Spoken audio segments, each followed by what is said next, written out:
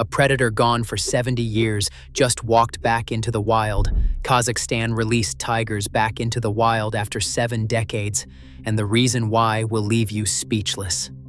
In November 2024, Ranger Yerlin Abanov crouched beside a GPS receiver in the Il Balkhash Nature Reserve, watching a signal blink steadily across the reed beds of the Ili River Delta. The collar belonged to a female Amur tiger named Vika, and the data told him something no one in Kazakhstan had recorded in over 70 years. She was pregnant, hunting on her own, and thriving in terrain her species had never actually lived in before. The information in this video was cross-checked using data from the World Wildlife Fund, the Kazakhstan Ministry of Ecology and Natural Resources, the IUCN Cat Specialist Group, and field reports from researchers working directly on the reintroduction. To understand why Kazakhstan is releasing tigers today, you have to go back to a species that no longer exists, the Caspian tiger. This subspecies once ranged across Central Asia, from Turkey through Iran and into the reed forests along the rivers of what is now Kazakhstan and Uzbekistan, hunting wild boar and deer in dense riverside thickets called Tugay Forest. At its historical peak, some estimates place the Caspian tiger's range across more than a dozen countries, stretching from the Caucasus to the deserts of western China, making it one of the most widely distributed tiger subspecies that ever existed. Hunting, habitat conversion to agriculture, and the deliberate draining of wetlands for cotton farming under Soviet rule pushed the population into free fall through the 20th century. Soviet agricultural planners diverted enormous volumes of river water for irrigation projects across Central Asia, and as the Tugay forest belts shrank along with them, the tiger's remaining habitat shattered into disconnected fragments too small to sustain breeding populations. The last confirmed Caspian tiger in the wild was recorded in the 1970s, and by 2003, genetic testing confirmed what conservationists had feared for decades: the subspecies was extinct. That should have been the end of the story. But in 2010, a team of geneticists led by Carlos Driscoll published a genetic comparison that found something unexpected. The Caspian tiger and the Amur tiger, still surviving in the Russian Far East, were nearly genetically identical, likely having split from a common ancestor only within the last few thousand years. That single finding reopened a possibility nobody had seriously considered. If the Caspian tiger itself was gone, perhaps its closest living relative could be reintroduced into its former range instead. The idea drew immediate skepticism from some conservationists, who argued that reintroducing a different subspecies into an ecosystem it never evolved in was fundamentally different from a true reintroduction and risked distracting funding and attention away from genuinely endangered tiger populations still surviving in Russia and Southeast Asia. The idea took over a decade to move from research paper to reality.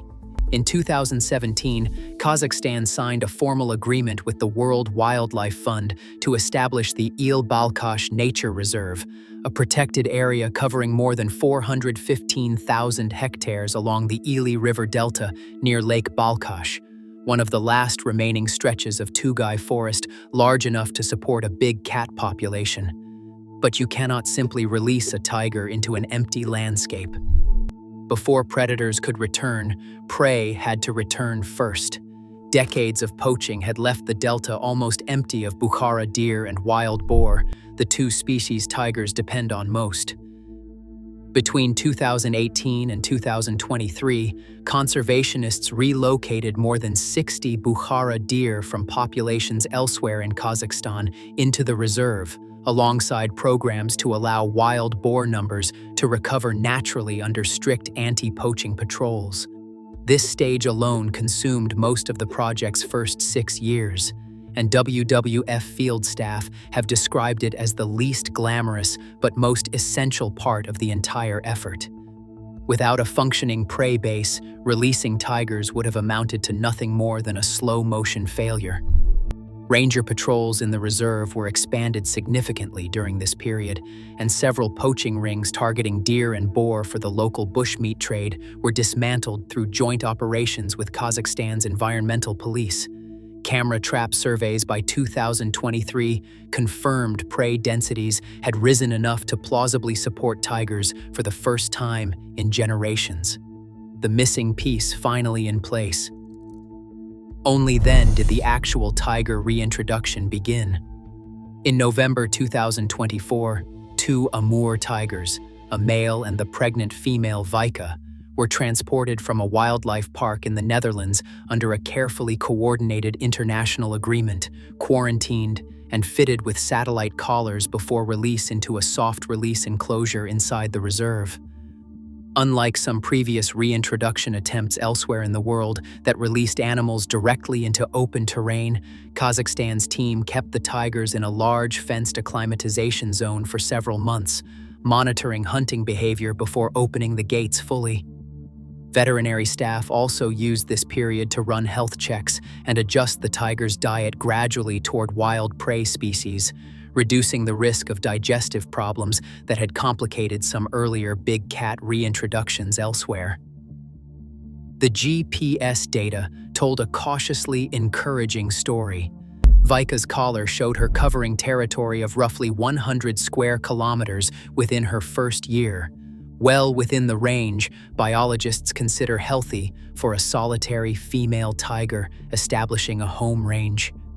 Camera traps recorded successful boar kills within the reserve boundary by mid-2025, evidence she was hunting effectively rather than relying on supplemental feeding. By the following autumn, rangers reported a further milestone. Vika was seen on camera trap footage accompanied by two cubs, the first tigers born in the wild in Kazakhstan since the Caspian subspecies vanished more than half a century earlier. World Wildlife Fund staff have been careful not to overstate this single litter's significance, noting that cub survival rates for young tigers in unfamiliar terrain can be unpredictable, but the sighting was still treated internally as a major proof-of-concept moment for the entire program. None of this guarantees long-term success. A 2024 assessment from the IUCN Cat Specialist Group was blunt about the scale of the challenge ahead. A genetically viable, self-sustaining tiger population needs, at minimum, several breeding pairs, and eventually, dozens of individuals connected across a much larger landscape than the current reserve alone can support. Kazakhstan's plan calls for expanding the protected Tugai forest corridor along the Ili Delta over the coming decade, specifically to accommodate that growth. But funding and land negotiations with local agricultural users remain unresolved. Some farmers along the delta's edge have voiced concern over potential conflict with livestock as tiger numbers grow, and the World Wildlife Fund has begun piloting compensation schemes similar to those used around tiger reserves in India, where livestock losses are reimbursed to reduce retaliatory killings. A similar rewilding logic is playing out with a different apex predator in Mozambique's Gorongosa National Park, where researchers reintroduced leopards into an ecosystem where the top predator had been wiped out during decades of civil war, using a closely related population to restore a missing ecological role rather than waiting for an identical subspecies that no longer existed anywhere on Earth. Gorongosa's broader restoration effort, which has run for more than 15 years, has shown that herbivore populations often rebound dramatically once a functional predator returns to keep grazing pressure in check. A dynamic Kazakhstani ecologists are watching closely as a possible preview of what recovery in the Ili Delta could eventually look like. Different continent, different cat, same underlying strategy. When the original is gone forever, the closest living relative may be the only path back to a functioning ecosystem. What's happening in the Ili Delta isn't really a story about two tigers. It's a story about rebuilding an entire missing food chain in reverse order, restoring wetlands, then prey, then finally predators, over the better part of a decade before a single cat ever set foot in the reserve. Scientists studying the project are cautious for good reason. Extinction is permanent, but ecosystems, given enough patience and the right substitute species, sometimes aren't. So what do you think? Is bringing back a functional version of an extinct species, using its closest living relative, a legitimate form of conservation?